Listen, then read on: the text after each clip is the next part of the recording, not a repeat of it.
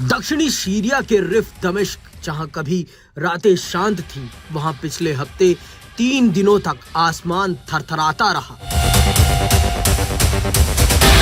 24 से 27 नवंबर के बीच अमेरिकी सेना और सीरियाई सुरक्षा बलों ने वो संयुक्त ऑपरेशन चलाया जिसने ISIS के बचे हुए नेटवर्क की सांसें रोक दी।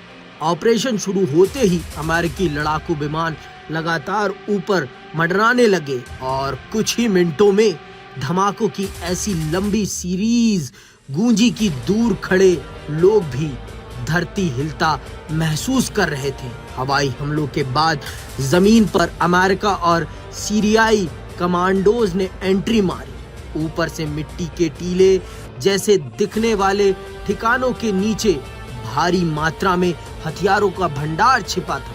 130 से ज्यादा मोटार और रॉकेट, असॉल्ट राइफलें, मशीन गने, एंटी टैंक मिसाइल, IED बनाने का सामान और ड्रग्स का बड़ा स्टॉक। ये वो चीजें थी जिनसे ISIS अपनी फंडिंग, फायर पावर और नेटवर्क को जिंदा रखता था। यानी इस एक ऑपरेशन में उनकी फंडिंग, फायर पावर और सप्लाई चेन तीनों पर एक साथ वार हुआ।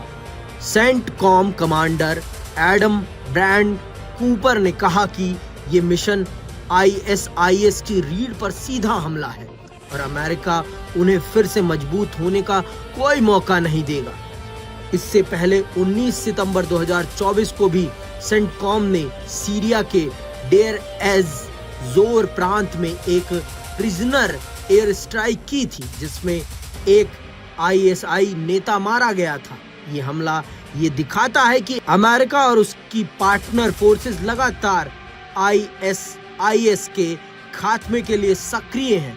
2019 में अपनी तथाकथित खिलाफत खोने के बाद ISIS छोटे छोटे गुटों में बिखरा था, लेकिन वे अभी भी रेगिस्तानी इलाकों में छिपे हुए थे। हालांकि 2024 में और अब 2025 की हालिया कार्रवाइयों ने साबित कर दिया है कि चाहे उनकी ताकत कितनी भी कम हो, उन्हें ढूंढना और उन पर वार करना अब भी संभव है।